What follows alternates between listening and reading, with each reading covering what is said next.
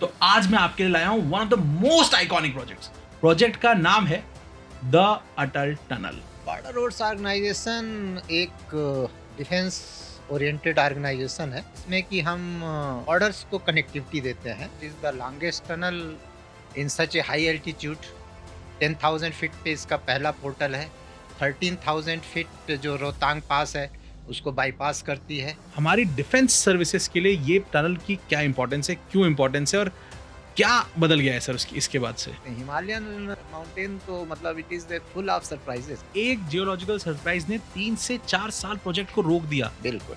क्या है सर ये, क्या सरप्राइज था ये? Rohtang pass itself is a वो कि रूह मतलब it is a dead body and तांग मतलब pile of dead bodies. You can't believe कि एकदम से इतनी स्लस और स्लरी आ गई उस ड्रिलिंग के क्षेत्र से ही कि 10 मिनट के अंदर अंदर जो बूमर का जो टायर है वो ट्रैक्टर के टायर से ऑलमोस्ट उसी साइज का होता है। हाँ। वो पूरा डूब गया।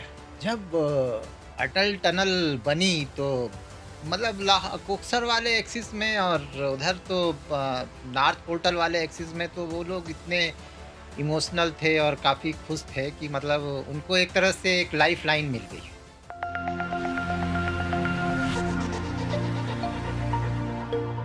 हिंदुस्तान की जनता, एक बार फिर से आपका स्वागत है द जेके सुपर पॉडकास्ट में। तो आज मैं आपके लिए लाया हूं one of the most iconic projects. Most iconic projects. Project का नाम है द अटल टनल। पूर्व प्रधानमंत्री श्रीमान अटल बिहारी वाजपेयी के नाम पे रखा गया अटल टनल। और अटल टनल पे काम करने वाले बहुत सारे हीरोज में से आज एक हीरो हमारे साथ हैं, superintendent engineer Shri Vivek Srivastava ji. Sir बहुत बहुत स्वागत है आपका। जय हिंद। जय हिंद सर, जय हिंद। कैसे हैं सर? बढ़िया। सर अपने बारे में कुछ बताएं। मैं बॉर्डर रोड्स ऑर्गेनाइजेशन में सुपरिटेंडिंग इंजीनियर हूँ और प्रेजेंटली कमांडर 36 BRTF उत्तरकाशी में पोस्टेड हूँ। सर अब बात करते हैं उस आइकॉनिक प्रोजेक्ट की जिस पे आप डे 1 से मौजूद थे। बिल्कुल। प्रोजेक्ट का नाम है सर द अटल टनल। बिल्कुल। कुछ बताएं सर, क्या है अटल टनल? अटल टनल जब कंसीव हुई 1983 में, एक्चुअली आर्म फोर्सेस को एक अल्टरनेट एक्सिस की रिक्वायरमेंट थी जो कि कश्मीर और जोजिला से हट करके दूसरे एक्सिस से हम लेह को अप्रोच कर सकें। तो 1983 में आर्म फोर्सेस आर्मी ने इसको कंसीव किया। इसके बाद GSI और सासे जो हमारी एक गवर्नमेंट ऑर्गेनाइजेशन है जो कि स्नो स्टडीज करता है। स्नो स्टडीज करते हैं? हाँ, कि स्नो में एवलांच कब आएगा, हाउ स्नो एकोमलेट्स, स्नो की बिहेवियर्स को, ये भी it is under the MOD हो गया, ministry of defence. Ministry of defence के अंडर में आता है। तो इन्होंने 1983 में डिसाइड किया बिल्कुल कि हमें एक अटल टनल की जरूरत है ऑल्टरनेटिव रास्ते के लिए। अल्टरनेटिव रास्ते के लिए हमें ज़रूरत है। उसको हमको रोहतांग पास जो कि 13,000 फीट पे है उसको हमें कैसे बाईपास करना है, क्योंकि this was the biggest hurdle. अच्छा, यहाँ डिफेंस के लोगों को क्या तकलीफ आ रही थी सर जब वहां पे थे कि एम्यूनेशन और जाना आना बहुत मुश्किल हो जाता था? क्योंकि 6 महीने ऑलमोस्ट स्नो फॉल होता था और पूरा वो रास्ता बंद हो जाता था। तो मनाली और उसके आगे की एक्सिस पूरी तरह से नवंबर से लेकर के अप्रैल तक क्लोज रहता था। तो जो मूवमेंट ऑफ आर्मी है, मूवमेंट ऑफ टूरिज्म है, सब कुछ बंद हो जाता था। तो उसके लिए एक अल्टरनेटिव एक्सिस का प्लान किया गया। तो उसमें फिर जब GSI और सासे ने प्रिलिमिनरी फिजिबिलिटी स्टडी की तो उसमें फिर ये आया कि इसको हमको कोई एक बाईपास करना पड़ेगा, रोहतांग टनल, रोहतांग पास को बाईपास करना पड़ेगा। बिल्कुल, क्योंकि Rohtang pass itself is a वो कि रूह मतलब it is a dead body and तांग मतलब पाइल ऑफ डेड बॉडीज। अच्छा, इसलिए उसका नाम रोहतांग पास है? यस, ये वजह है उसकी? ये वजह है क्योंकि आने जाने में कई लोगों की डेथ हुई है वहाँ। अब सर आते हैं कि आपकी पोस्टिंग अटल टनल पे कब होती है? मेरी पोस्टिंग अटल टनल में सितंबर 2009 में हुई। उसी समय ये काम मतलब लेटर ऑफ एक्सेप्टेंस कहते हैं, हम लोगों ने इशू किया और उस समय से ही फिर ये कॉन्ट्रैक्ट का काम शुरू हो जाता है। तो सर जब आपको पता पड़ गया कि अब आप अटल टनल पे जा रहे हैं जी, तब आपको पता था कि ये क्या बनने वाला है, कितनी बड़ी चीज बनने वाली है, और आपके दिमाग में ये क्या चैलेंजेस थे जो आपने एंटिसिपेट किए थे? फिर इस बारे में बात करेंगे कि क्या आए वो तो अलग बात है। आपने क्या चैलेंजेस सोचे थे कि भाई ये चैलेंजेस तो आएंगे? मैं थ्रिल्ड था क्योंकि one of the prestigious project था। हाँ, और मतलब it was the longest tunnel at such an high altitude, और टेक्नोलॉजी वाइज भी ऑस्ट्रियन कंपनी आ रही थी, और यहाँ पे जो टनलिंग मेथड यूज़ हो रहा था NATM जिसे कहते हैं, फर्स्ट टाइम इतने लंबे टनल के लिए हम यूज़ कर रहे थे। और चूंकि इसमें एक फॉरेन कंपनी भी इन्वॉल्व थी, स्ट्रावाग जर्मन्स कंपनी थी, जो अपने टनलिंग इफिशियंसी के लिए बहुत चीज़ मानी जाती है। तो हम आई वाज थ्रिल्ड कि मतलब सच मतलब good experience for the tunnel, और इतने अच्छे प्रोफेशनल लोगों के साथ मुझे काम करने का मौका मिला। सर अब इस बात को यहाँ रुकते हैं और इस बारे में बात करते हैं कि आपने एक टेक्नोलॉजी का नाम लिया है, NATM। जी, इसको सर अगर आप समझाएं कि ये क्या टेक्नोलॉजी है? ये एक NATM का फुल फॉर्म होता है new Austrian tunnelling method. Actually पहले इंडिया में एक old conventional type of tunnel method use किया जाता था, जिसमें कि हम पहले एक्सकेवेट करते थे और जो है उसमें हम रिप्स लगाते थे, रिजिडिटी देते थे उस स्ट्रक्चर को। अब समझना चाहूंगा सर, इसको पहले वाले मेथड को पहले हम खाली करते थे पूरे, उसको पहला उसको खाली गड्ढा खोदते थे हाँ। और उसके बाद उसमें रिप्स लगाते थे जो गर्डर्स होते थे, ISMBs होती थी, मतलब बेसिकली रॉड्स लगाते थे सर। मतलब जस्ट एक आर्च टाइप की रॉड्स लगाते थे ताकि कुछ नीचे ना गिरे, ताकि सपोर्ट मिले, और उसको रिजिडिटी दे देते थे, और उसके अंदर हम लोग कंक्रीट वगैरह फुल अप करते थे। ऐसे दुनिया में, ऐसे इंडिया की पहले की सारी टनल्स बनती थी। इसको एक्चुअली अमेरिकन टनलिंग मेथड भी कहा जाता है। ये अमेरिकन मेथड में इस तरह से यूज किया जाता है, ओल्ड कन्वेंशनल मेथड कहते हैं। न्यू ऑस्ट्रियन टनलिंग मेथड में एक्सकेवेशन के बाद उसको हल्का सपोर्ट दिया जाता है। उसमें हम देखते हैं कि अपने आप उसमें आर्च डेवलप हो, सो दैट कि वो पहाड़ जो है अपने आप आर्च डेवलप करके उस सब लोड को ले सके जो उसके ऊपर लोड आ रहा है। क्योंकि जब आप कोई चीज़ निकालते हैं तो उसमें स्ट्रेस डेवलप होता है। ठीक बात। जब स्ट्रेस डेवलप होता है तो उस स्ट्रेस को डिस्पेट करने के लिए आप अगर रिजिडिटी दे देते हैं तो उस स्ट्रक्चर में और लोड आ जाता है। तो इसलिए न्यू ऑस्ट्रियन टनलिंग मेथड में ये हुआ कि आप स्ट्रेस को डिस्पेट करिए, तो इसलिए उन्होंने मतलब उसमें ये हुआ थोड़े थोड़े सपोर्ट दे करके, और उसको फिर धीरे धीरे उसका मूवमेंट मेजर किया जाता है। और मूवमेंट मेजर करने के बाद अगर देखा जाता है कि it is with in the acceptable limit, तो फिर हम उसको आगे बढ़ जाते हैं। और अदरवाइज हम उसमें नेलिंग करते हैं, सॉयल नेलिंग करते हैं, रॉक ड्रिलिंग, मतलब अलग अलग मेथड से उसको स्टेबलाइज करते हैं। सर पहले दिन जिस दिन काम शुरू हुआ आप वहाँ थे? बिल्कुल। पहले दिन क्या काम शुरू होता है सर? पहले दिन ये अगस्त 2010 था। पहले दिन ब्लास्टिंग, जो पोर्टल की ब्लास्टिंग होती है, वो पोर्टल की ब्लास्टिंग स्टार्ट करते हैं। पोर्टल की ब्लास्टिंग करके और उसमें फिर पोर्टल को सपोर्ट करते हैं। पहला ब्लास्ट उस फेस ऑफ द माउंटेन पे, उस पहाड़ के चेहरे पे पहला ब्लास्ट होता है उस दिन। इस तक पहुंचने के लिए सर भी हम बहुत सारी चीजें बनाते हैं, क्या मैं सही कह रहा हूँ?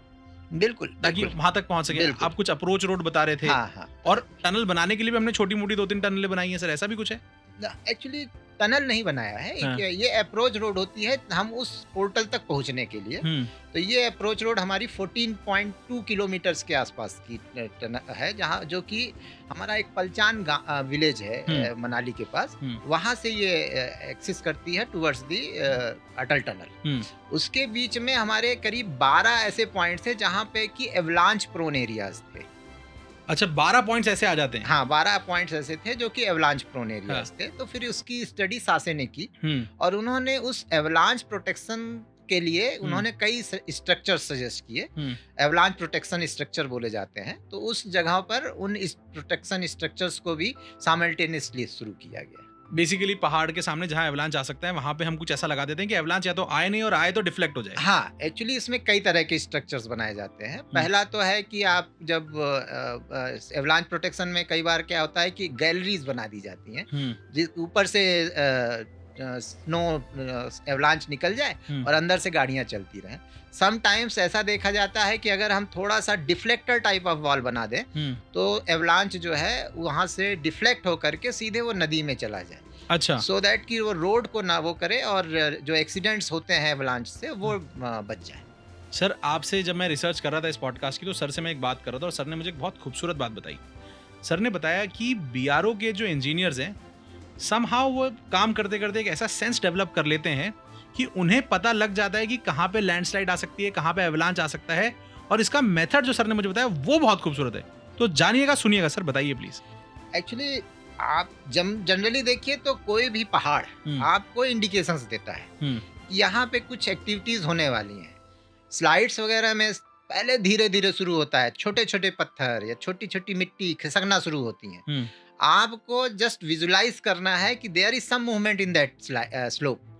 तो अगर आप थोड़ा एक्सपीरियंस है तो आपको समझ में आ जाता है। आप ऊपर देखिए पहाड़ में, अगर कोई जानवर वगैरह नहीं चल रहे हैं और वो छोटे छोटे पत्थर या छोटी छोटी मिट्टी अपने आप स्लाइड हो रही है, इट मीन्स कि सम मूवमेंट्स इन दैट स्लोप आ रहा है। तो आपको उस समय कॉशस हो जाना चाहिए और हमें इंतजार करना चाहिए कि कोई बड़ा स्लाइड तो नहीं आ रहा है। हम लोग क्या होता है कि उस चीज़ों को विजुलाइज नहीं करते, जो एक्सपीरियंस नहीं है, और वो फिर एक एक्सीडेंट का कारण बनता है। ठीक बात सर ने, आपने विजुलाइज कर लिया सर। अब अटल टनल की ड्रिलिंग शुरू हो गई है।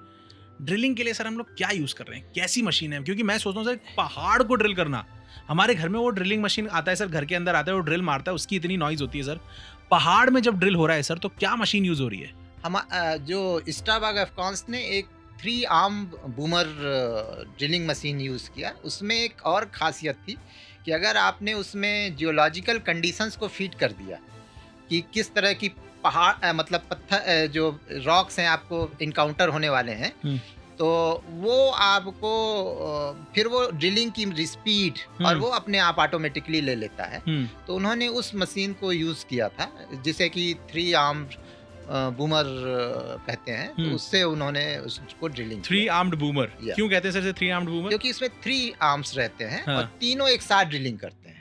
अच्छा, पहाड़ के अंदर? हाँ, और उसके बाद उसमें जब ड्रिलिंग हो जाती है 2 से 3 मीटर की, जितने की हमें ब्लास्टिंग पूल लेनी होती है, तो उसमें ड्रिलिंग करके फिर उसमें ब्लास्ट के लिए मटेरियल डालते हैं और डिले डिटोनेटर्स यूज करते हैं। डिले डिटोनेटर्स को अलग अलग सेकेंड्स, मिली सेकेंड्स में रहते हैं। वो उस तरह से ब्लास्ट किया जाता है कि केवल उतना ही मटेरियल बाहर निकले जितना क्रॉस सेक्शन का हमें वो चाहिए, टनल चाहिए। अच्छा, ऐसा ना हो कि पूरा पहाड़ी फट रहा है। तो आप पहले ड्रिलिंग करते हैं 2 से 3 मीटर की, उसमें लगाते हैं आरडीएक्स, अगर आरडीएक्स लगाते हैं तो मतलब एक्सप्लोसिव्स, नॉट एग्जैक्टली आरडीएक्स, पर एक्सप्लोसिव लगाते हैं और फिर उन्हें ब्लास्ट कर देते हैं। बिल्कुल। ब्लास्ट के समय सर आप लोग कितनी दूर रहते हैं? सॉरी, मैं जानता हूँ दूर तो रहते होंगे, मैं ऐसा नहीं कह रहा हूँ कि पास रहते हैं, पर कितना दूर रहते हैं सर? इट इज अप्रॉक्सीमेटली मतलब सेट में चले जाते हैं हम लोग, सो दैट कि जो सामने से ब्लास्ट आए वो आपको डायरेक्ट हिट ना करे। और शुरू में जब बाहर रहते हैं तब तो it should be not less than 500-600 metre. लेकिन जब टनल के अंदर चले जाते हैं तो फिर वो क्या होता है कि वो कन्फाइंड हो जाता है, तो आप टनल के बाहर आना पड़ता है ब्लास्टिंग के समय। अच्छा, तो टनल के अंदर आप गए, आपने ब्लास्टिंग के लगा दिया, आप लोग टनल के बाहर आ गए, अब टनल के अंदर ब्लास्ट होता है, जो भी पत्थर उड़ता है वो टनल के अंदर ही रुक जाता है, टनल के अंदर हो जाता है। फिर उसके बाद उसकी मकिंग करते हैं, मशीन लगाते हैं और वो मटेरियल को बाहर निकाल करके मग डंपिंग एरियाज में, डिजिग्नेटेड मग डंपिंग एरियाज में उसको डाला जाता है। वाओ सर, ब्लास्टिंग जब आप लोग करते हैं सर, जो मतलब ब्लास्टिंग यूनिफॉर्म होती है कि कभी बहुत बड़ा ब्लास्ट करना पड़ता है, कभी छोटा करना पड़ता है, या सारी ब्लास्टिंग लगभग यूनिफॉर्म होती है 2-3 मीटर 2-3 मीटर 2-3 मीटर? नहीं, ये डिपेंड अपॉन कि आपका जो रॉक कंडीशन कैसी है। कई बार रॉक कंडीशंस ऐसी होती हैं कि आप 6 मीटर की भी पुल ले सकते हैं, तो 6 मीटर की पुल लेने पे आपको 3 से 4 मीटर की एक वो मिल जाती है, लीड मिल जाती है। समटाइम्स ऐसी होते हैं कि आप आधा मीटर का भी आधा से 1 मीटर का आपको पुल मिलता है। तो वो चीज़ें आपके रॉक कंडीशन के ऊपर डिपेंड करती है कि आप उसको किस तरह से चीज़ों को मैनेज करते हैं, मतलब जियोलॉजिकल कंडीशंस को देखते हुए आप किस तरह के पुल लेते हैं। सर, अब अटल टनल का काम शुरू हो रहा है, आपकी ब्लास्टिंग शुरू हो गई, सब कुछ शुरू हो गया। लोकल लोग हैं वहाँ पे बहुत सारे, लोकल लोगों का क्या बिहेवियर है आप लोग की तरफ? लोकल लोग किस आ रहे हैं आप लोग के पास, बात कर रहे हैं, क्या हो रहा है सर वहाँ पे? लोकल लोगों के 2 कंसर्न थे। एक तो कंसर्न था एनवायरमेंटल कंसर्न, उनको ये था कि भाई मग निकलेगा इतना, और मग निकलने के बाद कहाँ जाएगा, कैसा जाएगा। तो हमने मग हो गया सर मलबा, ठीक है। तो हम लोगों ने उस चीज़ को उनको बुला करके सब चीज़ें समझाएं कि ये डिजिग्नेटेड प्लेसेस हैं, यहीं पे मग जाएगा, और जगह जगह पे उन लोगों को दिखाया कि हम लोग किस तरह से स्ट्रक्चर्स बना रहे हैं, कैसे बना रहे हैं। तो वो सेटिस्फाइड थे। अच्छा, इसमें आपको मैं एक बड़ी इंटरेस्टेड बात बताऊं। वहाँ पे लोगों को शक था कि एक्चुअली जनरली ये कहा जाता है ना कि हिमालय के अंदर बहुत हीरे जवाहरात कुछ अंदर भरे हुए हैं। हाँ, तो जो आसपास के गांव के लोग थे वो बड़े उससे हम लोगों को देखा करते थे कि कुछ ना कुछ अंदर जाएगा, और हाँ। इतनी ऊंचे ऊपर पहाड़ पे अगर हम टनल बना रहे हैं हाँ, तो कुछ ना कुछ डायमंड और ये सब चीजें मिलेंगी। हाँ। तो वो लोग आ करके मग को देखा करते थे और वो देखा करते थे कि कहीं ना कुछ अच्छी मतलब वैल्यूएबल आइटम्स मिल जाएं सो दैट कि दे कैन यूज इट। कुछ मिला सर? नहीं, कुछ नहीं मिला। थोड़ा सा गोल्ड भी नहीं? कुछ भी नहीं मिला सर? कुछ नहीं मिला, लेकिन वो उनको बहुत उम्मीद थी। बहुत निराशा हुई होगी सर। देश को इतना आइकॉनिक प्रोजेक्ट मिला, अब वो देखिए थोड़ा गोल्ड नहीं मिला सर, इसमें क्या हो गया? बिल्कुल बिल्कुल बिल्कुल। कुछ तो मिला होगा सर? नहीं? बिल्कुल, Atal tunnel itself is a gold. नहीं, गोल्ड वगैरह में कुछ नहीं मिला सर? कुछ नहीं, भी कुछ नहीं? नहीं। क्या बात है सर। सर ये बहुत लेजिटिमेट कंसर्न है गांव वालों का, मैं मान सकता हूँ, ये बात बहुत ही इंपॉर्टेंट चीज है। बिल्कुल बिल्कुल। सर अब बात करते हैं अटल टनल के बारे में। मैं तो कभी गया नहीं सर, देखिए मैं उस इलाके में कभी गया नहीं, बहुत सारे लोग हिंदुस्तान के वहाँ गए नहीं होंगे सर। अगर आपको बताना हो कि वो टनल क्या है, कैसी दिखती है, अंदर क्या क्या है, एक जनरल पर्सपेक्टिव सर अगर आप दें। जनरल पर्सपेक्टिव में इस तरह से किया जाए कि एक तो it is the longest tunnel in such a high altitude. 10,000 feet पे इसका पहला पोर्टल है। 13,000 फीट जो रोहतांग पास है उसको बाईपास करती है, और ये हमारे मनाली और लाहौल स्पीत वाले वैली को कनेक्ट करती है। तो ये एक मॉडिफाइड हार्स शू सेक्शंस है। मॉडिफाइड हार्स शू शू सेक्शन है। उस क्या होता है सर उसके अंदर? ये एक्चुअली टनल्स अलग अलग होती हैं, कई सर्कुलर होती हैं, कई वो तो हार्स शू टाइप की है। अच्छा, हाँ, यू के शेप में? हार्स शू घोड़े हमारे वो पहनते हैं ना नीचे, हाँ। तो उनको लगाया जाता है नीचे नाक, हॉर्स शू मैग्नेट, जिसे हाँ बिल्कुल बिल्कुल यू ही होता है ना सर? हाँ, यू का ही हाँ। शेप होता है ना? यू ऑलमोस्ट यू होता है। हाँ। और ये आप कह रहे हैं इसकी एल्टीट्यूड टनल के अंदर भी बढ़ता जाता है? नहीं, हाँ, ये तो बट नहीं, अल्टीट्यूड नहीं बढ़ता है। हाँ, उस अल्टीट्यूड को हमने बाईपास किया है और 1.5% ग्रेडियंट लिया है। हाँ, तो थोड़ा थोड़ा बढ़ता है, लेकिन नॉट एग्जैक्टली कि 13,000 पे। हाँ, लेकिन हमने 13,000 फीट जो रोहतांग पास है हाँ। उसको बाईपास किया है। और 9 किलोमीटर लंबी है ये टनल? 9 किलोमीटर लंबी। अच्छा। तो और इसमें मतलब पूरे सेफ्टी प्रिकॉशंस जो लिए गए हैं वो पूरे कैलकुलेशंस किए गए हैं कि अगर मान लीजिए कोई हमारा एक डीजल का टैंकर अंदर जा रहा है, ऑल ऑफ ए सडन आग पकड़ ले, तो कितनी हीट जनरेट होगी, उसको हम कैसे डिसिपेट कर सकते हैं, कैसे लोगों को सुरक्षित बाहर निकाला जा सकता है। कैसे कर सकते हैं सर? उसके लिए फायर हाइड्रेंट्स लगाए गए हैं हर 60 मीटर पे। अच्छा। फिर हमने उसके लिए एक इग्रेस टनल कहते हैं, जो इमरजेंसी पैसेज जिसे बोला जाता है, वो पेवमेंट्स के नीचे बनाया गया हुआ है। मतलब टनल के अंदर एक और टनल बनाई हुई है? टनल के अंदर एक और नीचे पेमेंट के नीचे बनाई गई है, जिसकी साइज 3.6 बाई 2.2 है। तो उसके मतलब और क्रॉस सेक्शंस में उसके एंट्री गेट्स दिए गए हैं, तो उससे भाग करके आदमी नीचे जाएगा और नीचे से फिर बाहर पोर्टल तक पहुंचेगा? पोर्टल तक पहुंच जाएगा। अच्छा अच्छा अच्छा। तो ये सब सेफ्टी प्रिकॉशंस लिए गए हैं, जिसमें कि हर चीज को माइन्यूटली देखा गया है कि अगर आपका वहाँ पे जो कंसंट्रेशन है CO कार्बन मोनोऑक्साइड का अगर 100 ppm से ज़्यादा हो जाता है, तो उसमें अपने आप automatically semi transverse ventilation system लगाया गया है, that will fans will start और उसको एग्जॉस्ट कर देंगे, सब कार्बन मोनोऑक्साइड बाहर निकाल देंगे। वाह सर। तो ये सब चीज़ें पूरी एक माइन्यूटली चीज़ों को डिज़ाइन किया गया है, कंसीडर्स किया गया है, और उसके बाद इस पूरे टनल को ड्रॉ किया गया है।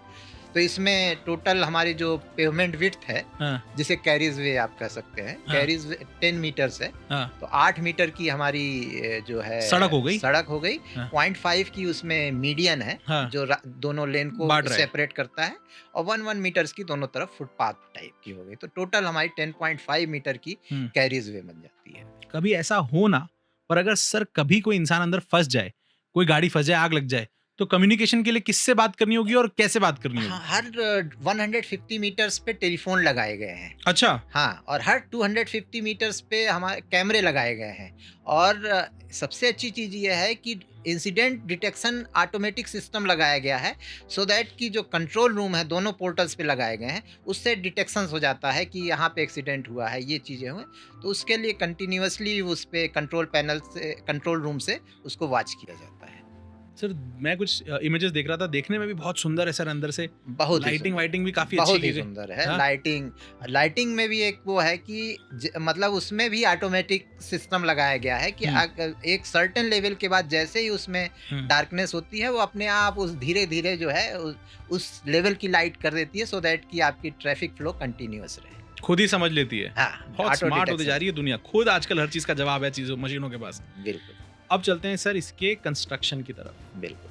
कितने पहाड़ हमने सर टनल के लिए यूज किए होंगे? पीर पंजाल रेंज मतलब 9 किलोमीटर्स की है, वो पूरी उसी पहाड़ के रिज के अंदर ही अंदर गई हुई है। सर मैं इसे ऐसे समझना चाह रहा हूँ कि एक पहाड़ को मैं मानता हूँ कि एक उठा बिल्कुल, गिरा, बिल्कुल। उठा गिरा, तो ऐसे पीर पंजाल रेंज में कितने पहाड़ होंगे सर? उस पहाड़ की जो चोटी है वो सबसे पहले एक तो वो एक सेरी नाला फॉल्ट है जिसके बारे में अपन इसके बाद बात करेंगे। हाँ। तो सेरी नाला फॉल्ट है, उसको क्रॉस किया, उसके बाद वो फिर रोहतांग टनल जो रोहतांग पास है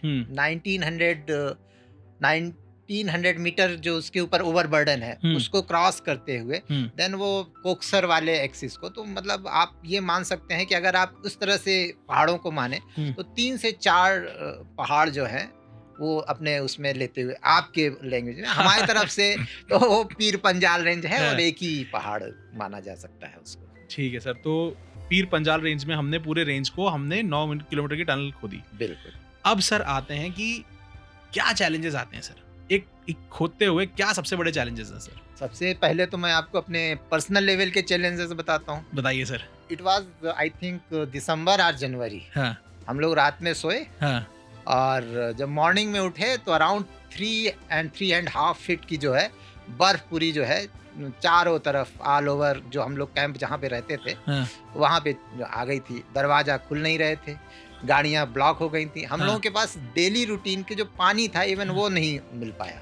तो फिर क्या किया जाए, तो कैसे किया जाए, तो फिर हमने उसको जो है बाल्टियों में बर्फ इकट्ठा किया। अब पूरे बर्फ को एक बाल्टी इकट्ठा करते थे तो हार्डली जो है 2 मग्गा पानी मिलता था। तो इस तरह से पूरी एक बाल्टी पहले पानी तैयार किया गया। फिर हम लोगों ने डेली रूटीन्स जो हैं फ्रेश होने के लिए नहाना तो रोज का नहीं होगा सर? नहीं, आई यूज्ड जनरली मैं तो करता था। लेकिन जिस दिन इस तरह के इवेंट्स हो जाते थे तो पानी रहता नहीं था, तो वो एक अलग चीज है। अदरवाइज तो गर्म पानी वगैरह तो मिल जाता है। हाँ। तो ये जिस दिन सर ये 3-4 फीट की बर्फ आ गई तो आप लोग फंस गए अंदर। फिर सभी लोगों ने, जो मैं बताया आपको सिस्टम की, सब लोगों ने बाल्टियों में बर्फ इकट्ठा कर करके पानी वो किया। फिर उसके बाद फ्रेश हुए। फिर कोशिश हुई कि चलो अब कम से कम पहले गाड़ियों को निकाला जाए, सो दैट कि टैंकर से पानी आया है, वी कैन यूज दैट पानी। फिर इसके बाद धीरे धीरे चीज़ें 2-3 दिन लग जाते हैं किसी भी लाइफ को इस तरह से एकदम से नॉर्मलाइज करने में। तो 3-4 दिन आप लोग फंस जाते हैं उस बर्फ के अंदर। हाँ, फिर धीरे धीरे लाइफ नॉर्मलाइज होती है और उसके बाद चीज़ों को फिर स्ट्रीमलाइन किया जाता है, फिर काम वगैरह और उस तरह से किया जाता है। तो सर जब कंस्ट्रक्शन जो चलता है ये कितने घंटे चलता है दिन में? कंस्ट्रक्शन तो 24/7 चलता है, शिफ्ट्स में चलते हैं। कंस्ट्रक्शन कभी रुकता नहीं है, टनल का काम कभी भी रुकता नहीं है। 24 घंटे कंस्ट्रक्शन चलेगा? तो कुछ इंजीनियर्स वहाँ पे होंगे, कुछ रूम पे आएंगे, फिर रूम से कुछ जाएंगे, शिफ्ट वाइज चलते हैं। तो जब ये बर्फ गिर रही थी सर, तो जो इंजीनियर्स टनल के अंदर थे वो वहीं फंस गए क्या?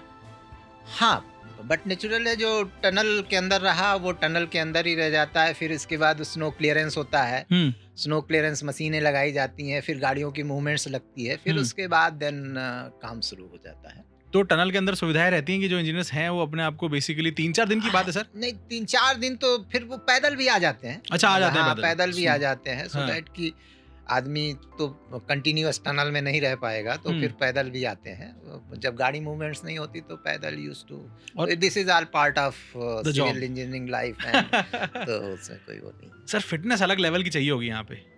यस, हाई एल्टीट्यूड में एक तो सबसे ज्यादा आपको ऑक्सीजन की कमी महसूस होती है। आपको हो रही थी सर महसूस? यस, समटाइम्स विंटर में चीज़ें लगती हैं कि आपको, क्योंकि कई बार रात में एकदम से नींद आपकी खुल जाती है। वो हाई एल्टीट्यूड के कारण ये चीज़ें, तो साउथ पोर्टल में उतनी दिक्कत नहीं होती थी जितनी कि नॉर्थ पोर्टल में दिक्कत होती थी। North portal means Koksar edge. अच्छा, उस एक्सिस में ज़्यादा प्रॉब्लम्स थी। सर इतने अलग अलग तरह के लोग काम कर रहे थे, इतनी तरह की एजेंसीज थी, आप थे, मतलब BRO था, एफकॉन्स था, जर्मन एजेंसी थी सर, इतने लोग साथ में जब काम करते हैं, इनका वर्किंग कल्चर कैसा होता है सर? इसी पे मैं आपको एक कहानी सुनाता हूँ। अच्छा। एक्चुअली नॉर्थ पोर्टल का हाँ। शुरू में मोबिलाइजेशन चल रहा था, कैंप इस्टेब्लिशमेंट वगैरह चल रहा था। तो वहाँ पे एक यंग जर्मन इंजीनियर जो है as a project engineer place किया गया था, और मुझे नॉर्थ पोर्टल का बोला गया कि आपको जा करके मतलब देख दाख के और रिपोर्ट करना था मुझे मेरे चीफ इंजीनियर को। तो मैं मॉर्निंग में निकला और करीब 10 साढ़े 10 बजे पहुंचा। तो आई वाज एक्सपेक्टिंग कि भाई as a authority being a employer मैं गया हूँ वहाँ पे, तो मुझे रिसीव कोई करेगा।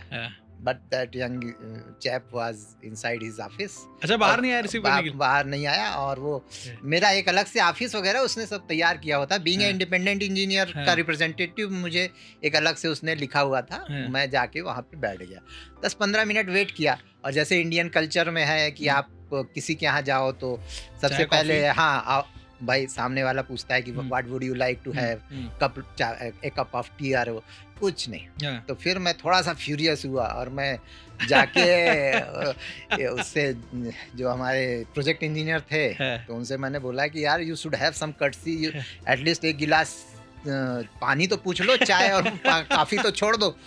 तो he was just smiling and said what is the courtesy. अच्छा सर, कर्टसी का मतलब ही नहीं पता है क्या? उसका एक्चुअली जर्मन जो कल्चर है वहाँ पे तो ये है कि बॉस आएगा, आपको खड़े खड़े इंस्ट्रक्शंस देगा और आप बाहर हो जाएगा। वहाँ पे जो कप ऑफ टी और ये वाला बहुत लिमिटेड कल्चर्स हैं। तो ये एक कल्चरल डिफरेंस था। फिर बाद में उसने भले मुझे इस चीज के लिए एक्सप्लेन किया कि सर ये हम लोगों का इस तरह का कल्चर है और ऐसा है, लेकिन उस समय तो गुस्सा आई थी बीइंग इंडियन। कौन सा कल्चर बेहतर है आप कमेंट में बताइएगा। मुझसे पर्सनल पूछेंगे, मैं बोलूंगा इंडियन कल्चर। हमें चाहिए चाय कॉफी काम करने से पहले, वरना मजा नहीं आता है ना। किसी के पास मैंने सर से कॉफी पूछी है और सर के लिए कॉफी लेके भी आया हूँ, है ना sir? Thank you so much. अरे नहीं सर, ऐसा क्या है। अब चलते हैं सर, ये आपकी पर्सनल डिफिकल्टीज के अराउंड बात हो गई कि भाई ऑक्सीजन की दिक्कत है, बर्फ गिर जाती है, बारिश हो जाती होगी। अब चलते हैं सर कि इस प्रोजेक्ट को करने में क्या डिफिकल्टीज आती, क्या क्या सबसे बड़े चैलेंजेस थे जो हमने ओवरकम करे? एक तो नॉर्थ पोर्टल 6 महीने इनएक्सेसिबल रहता था। तो हमारा एक साइड पोर्टल मतलब जो टनल की जो प्लानिंग थी वो ऑलमोस्ट 6 मंथ्स पूरी ब्लॉक रहती थी। लॉजिस्टिक सपोर्ट्स नहीं हो पाते थे, तो पूरी चीज़ें हमें नवंबर से पहले वहाँ से विड्रा करनी होती थी और अप्रैल के बाद काम शुरू होता था। तो एक तो सबसे बड़ा चैलेंज ये था कि नॉर्थ पोर्टल की एक्सेसिबिलिटी को हम कैसे मतलब बढ़ाएं, सो दैट कि जो हमारी मतलब जो एक्सेसिबिलिटी है उसको स्नो क्लियरेंस करें और हम उस नॉर्थ पोर्टल से जितना ज़्यादा काम कर सकें वो करें। सेकेंडली जो चिलिंग इफेक्ट था विंटर में, उससे भी जो इफिशियंसी थी मैन पावर्स की वो कम हो जाती थी। और सबसे बड़ा जो चैलेंज आया हम लोगों को वो आया सेरी नाला फॉल्ट। सर इसको ढंग से डिस्कस करते हैं। एक बात आपसे पूछना चाह रहा हूँ, जब कंस्ट्रक्शन शुरू होती है सर तो नॉर्थ पोर्टल और साउथ पोर्टल दोनों पे काम शुरू होता है साथ में, कि बीच में आते हैं काटते काटते, या यहाँ से शुरू करके वहाँ जाते हैं? एक्चुअली क्या होता है कि जैसे मैं अटल टनल के बारे में बताऊं तो 2 पोर्टल्स सेलेक्ट हुए, एक साउथ पोर्टल एक नॉर्थ पोर्टल। साउथ पोर्टल जो है मनाली एक्सिस से था, ठीक है, और नॉर्थ पोर्टल रोहतांग पास क्रॉस करके कोकसर वाले एक्सिस से था। तो जब हम चूंकि south portal is accessible through out 12 months, तो उसके लिए फिर हमने वहाँ पे ज़्यादा प्रोग्रेस एंटिसिपेट किया और नॉर्थ पोर्टल से कम प्रोग्रेस एंटिसिपेट। तो हमें लग रहा था कि 6 किलोमीटर के आसपास हमें साउथ पोर्टल से हो जाएगा और 2 किलोमीटर के आसपास नॉर्थ पोर्टल से हो जाएगा, सो दैट कि हमारी जल्दी टनल प्रोग्रेस होगी। तो हम लोगों ने इस तरह से मतलब जो प्लान किया डिपार्टमेंट ने कि इस तरह से हम प्लान करते हैं। लेकिन इसी प्लानिंग में geological surprises are also there. Geological surprises में सेरी नाला फॉल्ट, जिसने कि हमारे पूरे प्रोजेक्ट को ऑलमोस्ट 3 से 4 साल जो है पूरी तरह से कैप्टिव कर दिया था। एक जियोलॉजिकल सरप्राइज ने 3 से 4 साल प्रोजेक्ट को रोक दिया। बिल्कुल। क्या है सर ये, क्या सरप्राइज था ये सेरी नाला फॉल्ट है। सेरी नाला फॉल्ट एक्चुअली हम लोगों ने एंटिसिपेट तो किया था, लेकिन सेरी नाला फॉल्ट हमने एंटिसिपेट किया था 2.2 किलोमीटर पे। सर एक बार पहले आप ये समझा दें कि सेरी नाला फॉल्ट हुआ क्या सर? ये सेरी नाला फॉल्ट एक्चुअली दो ह्यूज रॉक मास के बीच में फ्रैक्चर डेवलप होता है. This fracture is developed either due to the seismic force. Earthquake आता है, उस सिस्मिक फोर्स के कारण हो जाता है, या sometimes it is due to the cleavage. तो दो ह्यूज रॉक मास है, उन दोनों के बीच में एक फ्रैक्चर डेवलप होता है, जिसमें से कई बार पानी के जो वो हैं नाले हैं वो निकलते हैं. तो that is a part of geological terminology, उसकी फॉल्ट है. सर ये मतलब जो आप कह रहे हैं दो ह्यूज रॉक मासेस, मतलब ये दो ह्यूज रॉक मासेस मतलब दो पहाड़ के बराबर के रॉक्स? ऑलमोस्ट. अच्छा, दो पहाड़ों के बीच का क्रैक है. बिल्कुल. तो सर जो उनके बीच में से नाला निकलता होगा वो कितना बड़ा होता है सर? वो तो नाले, जैसे पहाड़ में आप नाले देखते हैं तो उस टाइप के नाले होते हैं. किसी नाले में बहुत ज्यादा पानी होता है, किसी नाले में कम पानी होता है. तो सेरी नाला फॉल्ट में एंटिसिपेटेड था कि काफी ज्यादा पानी होगा. और ये कितना लंबा फॉल्ट होता होगा सर? फॉल्ट डिपेंड करता है कि आपके मतलब सेरी नाला फॉल्ट इटसेल्फ जो है काफी बड़ा फॉल्ट था. हम लोग एंटिसिपेट कर रहे थे कि ये कम से कम 600 से 800 मीटर जो है. 600-800 मीटर का फॉल्ट ही है? फ्रैक्चर 600-800 की रॉक भी तो बहुत बड़ा है. बिल्कुल, तो उस टाइप की चीजें वो थी. तो हम लोग एंटिसिपेट वही कर रहे थे. एक्चुअली ये एंटिसिपेटेड ये था कि 2.2 पे टनल जब अंदर जाएंगे तो 2.2 किलोमीटर पे हमें वो सेरी नाला फॉल्ट इनकाउंटर करेगा. अच्छा. लेकिन मैं किसी काम से टनल में गया हुआ था. उस मतलब जनरली जब हम लोगों को बुलाया जाता था कि आपको ये काम देखना है, उसी समय हम टनल के अंदर जाते हैं. तो लकड़ी उस दिन कुछ काम देखना था और तो मैं गया हुआ था अंदर टनल के. तो ड्रिलिंग चल रही थी, वही 3 आर्म बूम से चल रही थी ड्रिलिंग. और यू कांट बिलीव कि एकदम से इतनी स्लस और स्लरी आ गई उस ड्रिलिंग के छेद से ही कि 10 मिनट के अंदर अंदर जो बूमर था, बूमर का जो टायर है वो ट्रैक्टर के टायर से ऑलमोस्ट उसी साइज का होता है. वो पूरा डूब गया. स्लरी मतलब कीचड़ आ गया. हाँ, विथ छोटे छोटे पत्थर, कीचड़, वो पूरा. और वो टायर और जितने ड्रिलिंग वाले और जो लेबर्स थे ये सब डर के पीछे भागे. हम लोग पीछे भागे कि एकदम से क्या हो गया. और that was the starting point of Seri Nala fault. तो 200 मीटर पहले ही हमें वो काउंटर कर गया, और इसलिए हम लोगों के लिए दैट वाज ए सरप्राइज. और जबकि 3 बड़ी एजेंसीज इसका वो कर चुकी थी सर्वे. सबसे तो जियोलॉजिकल सरप्राइजेस हिमालयन रेंज इसीलिए सबसे ज्यादा अनसर्टेन रेंज वो बोली जाती है, क्योंकि इसके अंदर इसीलिए यहाँ पे टनल बोरिंग मशीन्स भी यूज नहीं होती हैं. टनल बोरिंग तो drilling and blast method he use होता है, क्योंकि आपको एकदम से कौन सी रॉक सरप्राइज करे आप प्रेडिक्ट नहीं कर सकते. हिमालयन माउंटेन तो मतलब it is full of surprises. Sir एक पहाड़ के अंदर 5-6 तरह की रॉक्स भी हो सकती हैं क्या? कई तरह की रॉक्स होती हैं, मतलब कि उसके बहुत हार्ड भी मिल जाती है. कई बार आपको बिल्कुल सॉइल मिक्स विथ बोल्डर मिल जाता है. तो मतलब जैसे एक्चुअली एक्युमुलेशंस जैसे होता है और जैसे माउंटेन्स डेवलप होते हैं उसी तरह से चीज़ें डेवलप होती जाती हैं. तो हम लोगों को वो सरप्राइज एकदम से 2 किलोमीटर 2 पे मिला, और हम लोगों को लगा कि ये हो सकता है छोटा मोटा नाला आया हो. फिर हम लोगों ने धीरे धीरे उसमें बढ़ना किया, लेकिन 40-50 मीटर जाते जाते हम लोगों को ये एहसास हो गया कि हम लोग सेरी नाला फॉल्ट को इनकाउंटर कर गए हैं. और सर ये फॉल्ट जब ये स्लरी आती है सर, तो ऐसी स्लरियाँ आती रहती हैं? हाँ, बट नेचुरल है कि मतलब जब पानी अंदर वो तो पूरा कीचड़ सा रहता है पानी के उसमें. तो आपने ड्रिलिंग की तो वो पूरा आप पानी को एक पैसेज मिला. पानी जो है अपने साथ वो पूरे कीचड़ और उसको लेकर के और पूरा बाहर आने लगता है. तो जब प्रेशर जो पानी का है वो डिसिपेट होता है, तो वो उसको पैसेज मिल गया, तो वो उस पैसेज से बाहर आ जाता है. तो क्या फर्क पड़ा सर इस सेरी नाला फॉल्ट से? क्या इम्पैक्ट आया सर? सेरी नाला फॉल्ट से हमारा जो प्रोग्रेस, हम लोग almost 3 to 4 metre 24 hours to 48 hours में हम लोग एक मिल रहा था टनल में. अच्छा सर, हम लोग एक बार में 3 से 4 मीटर ही जाते हैं? हाँ. एक दिन में कि एक महीने में कि कितने? डिपेंड करता है कि आपको किस तरह के सपोर्ट सिस्टम लगाने हैं, किस तरह के वो करने हैं. तो 24 आवर्स से 48 आवर्स ये एक साइकिल टाइम होता है कि ड्रिलिंग से स्टार्ट करते हैं.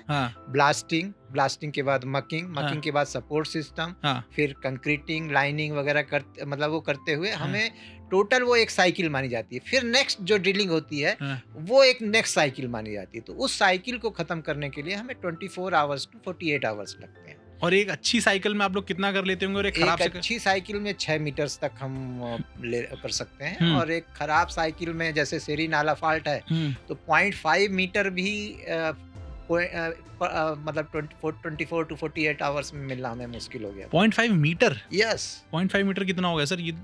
हाँ, it is hardly 2-3 feet 4 feet. और उसके बाद तो यू विल बी सरप्राइज कि उसके बाद तो 0.5 मीटर तो ये मैं आपको नेक्स्ट 1-2 मंथ्स में बताया। उसके बाद तो धीरे धीरे और काम स्लो हो गया, क्योंकि चीजें, और आप जैसे जैसे फॉल्ट की तरफ बढ़ रहे थे आपकी जो सरप्राइजेस थे, जो आपके एडवर्स जियोलॉजिकल कंडीशंस थी वो बढ़ती रही। फिर उसमें एक्सपेरिमेंट शुरू हो गए। एक्सपेरिमेंट में हमने TSP किया, दैट वाज द मतलब almost new technology for the tunnel. उसमें हमने टनल सिस्मिक प्रेडिक्शन करके उसका पता लगाना शुरू किया कि आगे कैसी रॉक आने वाली है, आगे कितना पानी है, कितना उसमें है। तो वो सब चीज़ें हम लोग धीरे धीरे किए। फिर हम लोगों ने एक PU ग्राउटिंग कहते हैं, पॉलीयूरेथ्रीन ग्राउटिंग। तो वो अंदर जाकर उसको ग्राउट करते हैं। ग्राउटिंग मतलब कि आप कोई केमिकल को अंदर डालते हैं प्रेशर से, तो फिर वो फोम टाइप का बन जाता है और उसकी प्रॉपर्टीज को रीड करते हैं। उसको वो मतलब जो फ्रैक्चर्स वगैरह है उसको जकड़ लेता है। तो हमने वो भी ट्राई किया, लेकिन कुछ सक्सेसफुल नहीं रहा। वो फिर ओल्ड कन्वेंशनल मेथड पे हम लोग वापस आए, टेम्परेरी इन्वर्ट्स बनाए और पाइप रूफिंग 76 mm की छत से, पाइप से छत बनाया। पाइप रूफिंग कहते हैं उसको। अच्छा। पाइप रूफिंग कर करके धीरे धीरे बढ़ते गए। तो इट टुक ऑलमोस्ट 3 years। 3 साल लग गए इस 400 से 600 मीटर के फॉल्ट को क्रॉस करने में। सर, हमारे इस पॉडकास्ट पे हम एक सवाल पूछते हैं, एक सेगमेंट है सर, इसका नाम है JK सुपर अचीवर्स मोमेंट। एक ऐसा दिन, ऐसा वक्त प्रोजेक्ट के दौरान जब पूरी टीम ने कोई ऐसा चैलेंज ओवरकम करा जिससे करने के बाद शायद उस शाम को आप लोग इमोशनल थे, यार ये बहुत बहुत मुश्किल काम था, हमने कर दिखाया। सबसे इंपॉर्टेंट, सबसे टफ जो होता है। एक्चुअली जब ये डिस्कशन हो रहा था कि लगता है अब ये अलाइनमेंट चेंज करना पड़ेगा, समटाइम्स वी आर फ्रस्ट्रेटेड कि लगता है ये टनल पूरा नहीं हो पाएगा हम लोग, क्योंकि one of the biggest challenge था। इस तरह के लंबे टनल को इंडिया में पहली बार हम लोग टेकअप कर रहे थे। तो ये हुआ कि चलो लास्ट ट्राई मारा जाए और एक बार ट्रैकिंग करके ऊपर चढ़ा जाए और देखा जाए, चीज़ें ऑब्जर्व की जाएं और देखा जाए कि कहाँ पे कैसे हम इसको वो कर सकते हैं। तो हमारे जो साथ के थे वो 2-3 लोग ऊपर गए और वहाँ से करके आए, फिर सर्वे वगैरह करके आए। देन कैलकुलेशन हुआ तो हम लोगों को लगा कि 40-50 मीटर जो है आगे हमें अब रॉक मिलने वाली है, फॉल्ट को हम क्रॉस करने वाले हैं। तो हमारे चीफ इंजीनियर साहब भी कहे कि चलो एक चांस लेते हैं। अच्छा, एक चांस लेते हैं श्रीनाला फॉल्ट में, क्योंकि BRO में एक आपको फाइटिंग नेचर दे देता है। BRO की जो आपको सर्विस कंडीशंस है ना, मतलब उसमें डेली आपको एक स्ट्रगल करना पड़ता है, कभी स्लाइड से कभी कुछ। तो BRO की मतलब साइक हो जाती है, जो ऑफिसर्स होते हैं उनकी एक साइक हो जाती है कि हम इस चैलेंज को क्यों ना फेस करें, क्यों ना हम आगे बढ़ें इस चैलेंज को फेस करते हैं। तो हमारी जो ट्रेनिंग होती है, जो हमारा एक्सपीरियंस होता है, हमारे BRO में एक मेंटल स्ट्रांग वो दे देता है, हम लोगों को थोड़ा सा डर कम हो जाता है। अच्छा। तो चीज़ों को हुआ कि चलो एक करते हैं, लेट अस ट्राई। तो 40-50 मीटर के लिए फिर हम लोगों ने ट्राई करना शुरू किया और that was the hilarious moment जब हमें लगा कि now we have cross the Seri Nala fault और ये टनल हमारी कंप्लीट हो जाएगी। That was the biggest achieve for our life. Emotional हुए सर आप लोग? बिल्कुल बिल्कुल बिल्कुल बिल्कुल। जिस दिन खबर मिली कि अब टनल सेरी नाला फॉल्ट क्रॉस कर गया है। अच्छा, क्रॉस कर गया है। हाँ। तो फिर उस दिन से फिर अब हमें लगा कि नहीं, हमारा ये प्रेस्टिजियस प्रोजेक्ट BRO के हाथ में है, क्योंकि हम लोगों को भी अपने डिपार्टमेंट के प्रेस्टीज का वो लग रहा था कि एक इतना बड़ा टनल प्रोजेक्ट लिया गया है, अगर हम उसको कंप्लीट नहीं कर पाएंगे तो हम गवर्नमेंट ऑफ इंडिया या पब्लिक को क्या वो करेंगे, क्या जवाब देंगे, कैसे मुंह दिखाएंगे। तो एक अंदर से वो चीज थी, लेकिन जिस दिन ये फीलिंग हुई तो वो उस दिन हम लोगों के लिए बड़ा इमोशनल फीलिंग थी। और fortunately by the grace of God we overcome it और हमने उस टनल को कंप्लीट किया, जो आज आपके सामने अटल टनल के रूप में है। क्या बात है सर, ये है जेके सुपर अचीवर्स मोमेंट। ऐसे बड़े बड़े चैलेंज होते हैं, बहुत ही खूबसूरत सर। सर आगे बढ़ते हैं, अगर हम इस बारे में बात करें कि वहाँ की लोकल जनता पर क्या इम्पैक्ट पड़ा है सर, इस टनल का क्या इम्पैक्ट पड़ा है? देखिए, पहले क्या था कि जो लाहौल स्पीति वाली जनता थी, पहले आपको मनाली से ग्रैम्पो कोकसर जाने में 116 किलोमीटर की ऑलमोस्ट डिस्टेंस है, वो 5 to 6 आवर्स लगता था, 5 से 6 घंटे, 116 किलोमीटर, 6 घंटा। और उस पे भी टूरिस्ट सीजन में आप रोहतांग पास में पूरी तरह से ट्रैफिक कंजेशन हुआ करता था। ठीक है, 5 से 6 घंटा तो मैं आपको कम बता रहा हूँ। समटाइम्स हम लोग एंटिसिपेट करते थे कि पता नहीं हम उस पार पहुंच पाएंगे कि नहीं, क्योंकि वो टैक्सी और ट्रैफिक कंजेशन इतना हो जाता था कि वो आपस में ही, और बर्फ दोनों तरफ रहती थी, कहीं खड़ी करने की टैक्सी जगह नहीं होती थी, तो वो जाम लग जाता था, लंबा जाम, पहुंचा ही नहीं जा सकता था। ड्यूरिंग द विंटर सीजन जब अगर किसी को बीमार हो गया कोई लाहौल स्पीति और उस एक्सिस में केलांग जो स्टेशन है, तो वहाँ से उसको एयर लिफ्ट किया जाता था, हेलीकॉप्टर वगैरह से। वही तरीका था, और तो कोई रास्ता था नहीं। तो इस टनल के बनने से आप ये मानिए कि 14 किलोमीटर मनाली से अगर आप शुरू करें तो पलचान 10 किलोमीटर के आसपास है, और 14 किलोमीटर का आपका अप्रोच है, तो ऑलमोस्ट 24 किलोमीटर तो ये हो गया आपका। तो ये आपका हार्डली 40 to 45 मिनट्स में आप रोहतांग टनल में पहुंच जाते हैं। फिर 20 मिनट में आप रोहतांग टनल क्रॉस कर जाते हैं, एंड देन उसके बाद आप 1 घंटा और मान के चलिए, जहाँ की आप मतलब कोकसर वगैरह क्रॉस करके पहुंच जाते हैं। तो 6 घंटे 8 घंटे से आप 2 घंटे 2.5 घंटे में you are reaching to the district headquarter. और दूसरा ऑल वेदर रोड है, कभी कोई इमरजेंसी होगी तो एटलीस्ट स्नो क्लियरेंस करके हम उस चीज़ों को ओवरकम कर सकते हैं। और ये एक टूरिस्ट पॉइंट ऑफ व्यू से अब केलांग वाले एक्सिस में भी टूरिज्म इतना बढ़ गया है कि क्राउड्स हो रही हैं, तो ये एक बहुत ही इम्पोर्टेंट इवेंट्स हुआ है उस वाले लाहौल स्पीति वाले एक्सिस के लिए, बहुत ही इम्पोर्टेंट। तो वहाँ के लोगों की इकोनॉमी भी बेहतर हो गई होगी, अच्छा कमा रहे होंगे जब ज़्यादा लोग आ रहे होंगे। थोड़ा पोल्यूशन तो बढ़ता होगा सर इस चीज़ से? पोल्यूशन आप उस ढंग से सोचेंगे तो पोल्यूशन कम हुआ है, क्योंकि जब आप रोहतांग पास से होके जाते थे तो ट्रैफिक कंजेशन, लोगों की गाड़ियाँ चलती रहती थी, धुआं निकलता रहता था। तो उस ढंग से देखेंगे तो हमने रोहतांग पास के जो पोल्यूशंस हैं उसको कम किया है।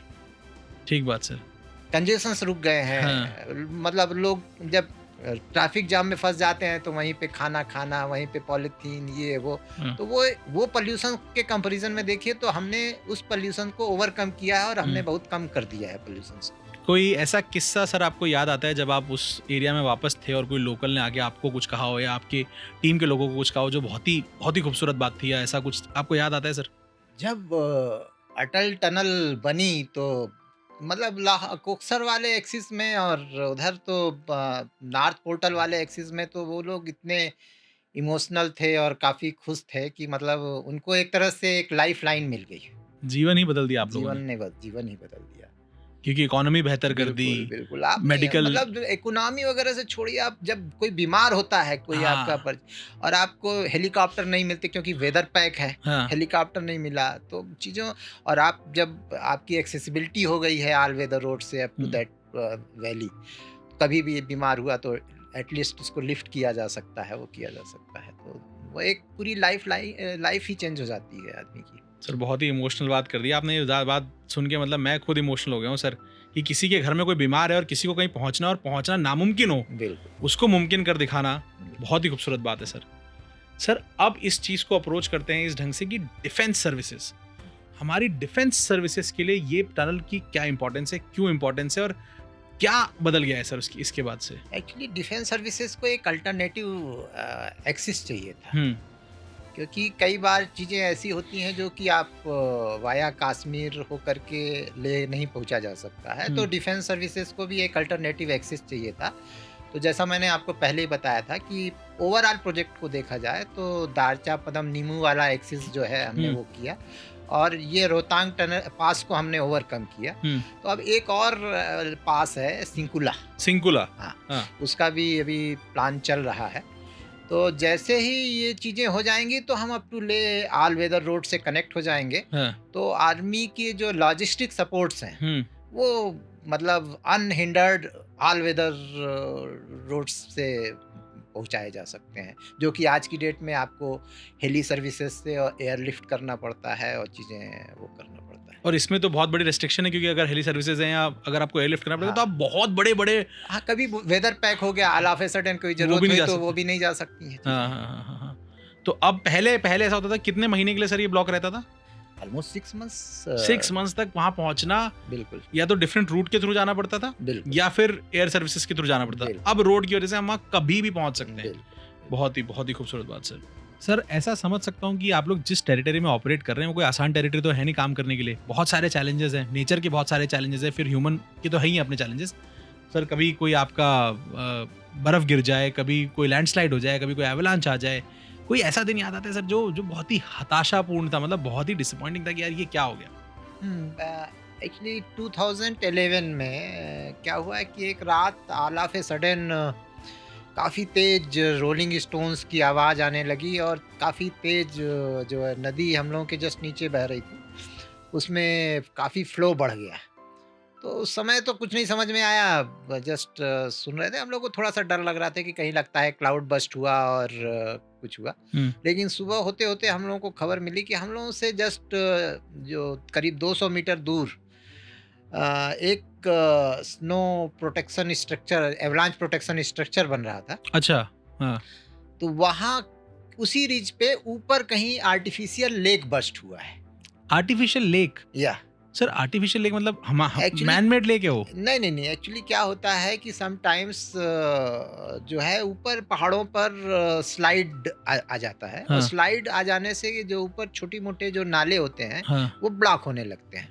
अच्छा। वो चीज़ें लोगों को मतलब पता नहीं चलती है। वो धीरे धीरे पानी उसमें बढ़ने लगता है और जब वो एक लेवल तक, सर्टेन लेवल तक वो पानी पूरा भर जाता है और उसका प्रेशर इतना ज़्यादा हो जाता है कि वो जो डैम, अर्धन डैम जिसे कहें आप, स्लाइड के कारण बना हुआ है, वो ब्रीच हो जाता है। अब आप समझ सकते हैं कि ऑल ऑफ ए सडन वो अर्धन डैम ब्रीच हुआ और पानी एकदम से जो जहाँ पे लाखों क्यूबिक मीटर पानी एक्युमुलेट हो गया हो आर्टिफिशियल लेक की तरह, वो एकदम से उस नाले से बहे। तो पूरे रोलिंग स्टोन्स अगल बगल को स्लाइड करते हुए और पूरा बहता है। तो उस दिन जितना उस प्रोटेक्शन स्ट्रक्चर जो था, एवलांच प्रोटेक्शन स्ट्रक्चर, उसका जो कैंप एरिया था, जो वहाँ के इक्विपमेंट्स थे, वो सब थोड़ा बहाते हुए और वो पूरा लेके चला गया। नेक्स्ट डे जब हम लोगों ने जाके देखा तो पूरा जो हम लोगों की गैलरी थी, जो एवलांच प्रोटेक्शन, वो पूरी fill up with the boulders और मिट्टी थी।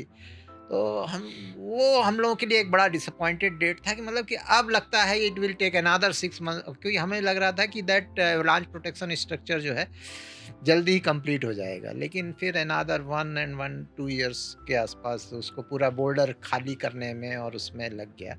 तो वो एक बड़ा डिसअपॉइंटेड वाला था और फिर 2-3 दिन तक हम लोगों को नींद नहीं आई कि फिर कहीं कोई ऐसा इवेंट ना हो जाए, क्योंकि रोलिंग स्टोन्स की जो आवाज़ थी वो अपने आप में एक बड़ी भयावह थी। कैसी होगी सर? जगह मेरे को डिस्क्राइब करें कि कितनी तेज होती है सर ये आवाज़? तो रोलिंग स्टोन्स जब टकराते हैं वो पानी की स्टोन्स में, तो मतलब घड़ मतलब बड़ी आप पहाड़ों में जब वो रोलिंग स्टोन्स को मतलब खड़, वो आवाज़ बड़ी खतरनाक होती है। रात में तो नदी की आवाज़ वैसे ही खतरनाक होती है, ऊपर से उसमें रोलिंग स्टोन्स अगर वो करने लगे तो दोनों मिला करके तो अपने आप में एक टेरिफिक नॉइस क्रिएट हो जाती है। कहाँ मिलेंगी आपको ये सब कहानियाँ? कहाँ मिलेंगी? आप बहुत सारी डॉक्यूमेंट्रीज देख लेंगे, ये सब देख लेंगे, लेकिन इतना फर्स्ट हैंड एक्सपीरियंस आपको कहाँ मिलेगा? ठीक है, मुझे पता है आप थैंक यू बोलना चाहते हैं, कमेंट में बोलिए सर को थैंक यू, बिल्कुल बोलिए। जी सर।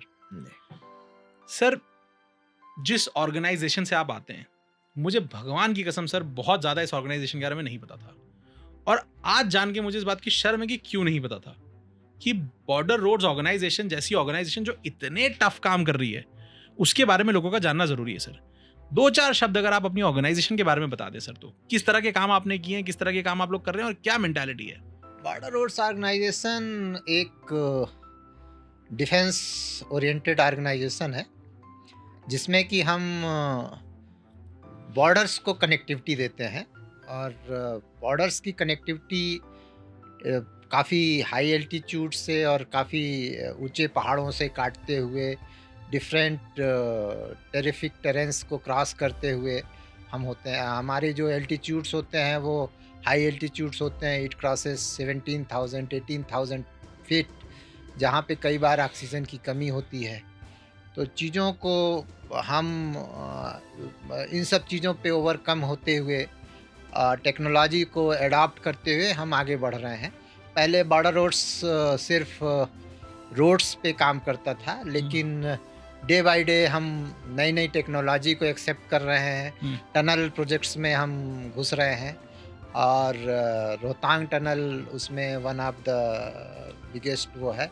साथ में हमने एवलांच प्रोटेक्शंस ग्लेशियर, हमने सियाचिन में भी रोड्स के लिए जो बेस कैंप तक रोड्स बनानी है वहाँ पहुँचाया हुआ है।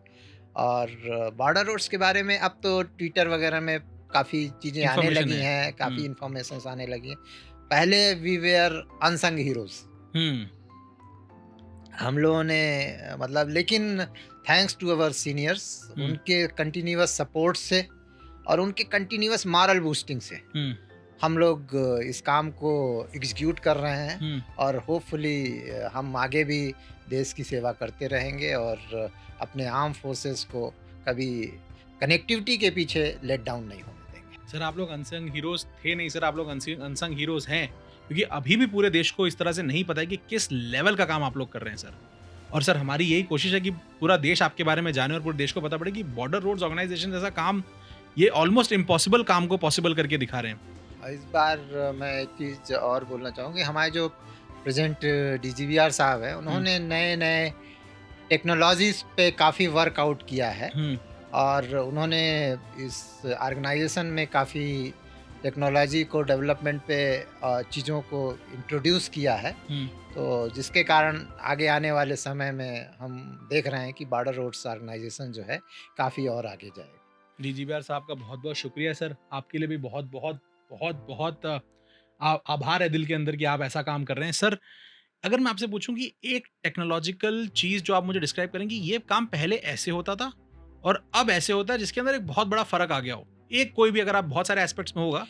पहले BRO में सिर्फ हम लोग डोजर्स यूज़ करते थे। डोजर्स BML के डोजर्स हैं। वो क्या हो गया सर? डोजर्स जो कटिंग करके डोज करते हैं, मतलब उसमें आगे ट्रैक व्हील लगे रहते हैं और ब्लेड लगी रहती है, वो कटिंग करते रहते हैं और ड्रिलिंग करते थे, ब्लास्टिंग करते थे और मिट्टी को डोज करते रहते आगे थे, बढ़ते रहते। हाँ। तो उससे हमारी प्रोग्रेस बहुत स्लो थी। हाँ। क्योंकि भाई ड्रिलिंग करना, ब्लास्टिंग करना और फिर उसको डोज करना, इस तरह से हम आगे बढ़ते रहते थे। हाँ। अभी हमने मतलब अब भी हमारे यहाँ बॉर्डर रोड्स में नए नए टेक्नोलॉजीज, नए नए बूमर्स, नए नए एक्सकेवेटर्स, हाई कैपेसिटी के एक्सकेवेटर्स वगैरह इंट्रोड्यूस हुए हैं, जिसके कारण हमारी जो स्पीड है वो काफ़ी अच्छी हो गई है। और हम लोग अब डिपार्टमेंटल एग्जीक्यूशन को काफ़ी अच्छे से एग्जीक्यूट कर रहे हैं। और साथ में हमने डिफरेंट मोड ऑफ कॉन्ट्रैक्ट को भी इंट्रोड्यूस किया है, सो दैट कि combination of contract and departmental work can give us the more boost in the speed of the work. Sir, ऐसा कोई म्यूजियम है जहां हम जिस तरह की मशीनरी को यूज़ करते हैं उसके बारे में जान सकें? ये हम आर्चीव्स करके हमारे पास सीमा सड़क भवन में ही है। उसमें आपको BRO की हिस्ट्रीज और वो सब चीज़ें आपको दिख जाएंगी। और ग्रेफ सेंटर्स में भी एक वो है, तो वहाँ पे भी आप इस चीज़ों को विजुलाइज कर सकते हैं। मेरी एक छोटी सी रिक्वेस्ट है कि अगर एक छोटा सा डिपार्टमेंट ऐसा बन जाए जहाँ पे 3D मॉडल हो, तब से यूज़ हो आज तक के मशीनरी का, ताकि समझ सके कि संघर्ष किस तरह का होता है, मशीन्स किस तरह की होती है, टेक्नोलॉजी किस तरह से बदली, अगर ये हम कर दें मज़ा आ जाएगा। सर, DGVR सर, आपसे रिक्वेस्ट है सर, तहे दिल से, बॉटम ऑफ माई हार्ट से मैं आपको शुक्रिया कहना चाहूँगा इतने बड़े, इतने आइकॉनिक प्रोजेक्ट्स को इतने डिटेल में समझाने के लिए। सर, अटल टनल जैसा प्रोजेक्ट, हम टनल से गुजर जाते हैं, निकल जाते हैं, सोच ही नहीं सकते कि उसको बनाने में कितनी मेहनत लगी है, उसको बनाया किस तरह से गया है, टेक्नोलॉजिकली क्या क्या किया गया है, ह्यूमन एफर्ट किस तरह के गए हैं, क्या क्या सैक्रिफाइस किए हैं आप जैसे लोगों ने जो उस टेरेन में काम करते हैं, क्योंकि आई एम प्रीटी श्योर कि वहाँ पे सारी सुविधाएं तो आपके लिए भी नहीं है। तो सर, इसके लिए मैं आपका बहुत बहुत शुक्रिया अदा करना चाहूँगा, सिर्फ समझाने के लिए नहीं सर, इस प्रोजेक्ट का हिस्सा होने के लिए, अटल टनल के लिए, JK सुपर पॉडकास्ट की पूरी टीम की तरफ से, पूरे हिंदुस्तान की तरफ से मैं आपको बहुत बहुत शुक्रिया अदा करना चाहूँगा sir. Thank you so much podcast पे आने के लिए और उससे भी ज़्यादा इस प्रोजेक्ट का हिस्सा होने के लिए sir. Thank you very much और मुझे बुलाने के लिए शुक्रिया। सर, एक बार बस ये बोल दें कि like share subscribe to JK super podcast. Please like, share, subscribe to JK super cement podcast. अब आप हमारी बात तो नहीं मान सकते हैं, लेकिन सर की बात, अगर आपने अटल टनल जाना है, सब्सक्राइब करके जाइएगा प्लीज. ठीक है, सर की बात जरूर मानिएगा. Thank you so much. Signing off. Jai Hind. जय हिंद.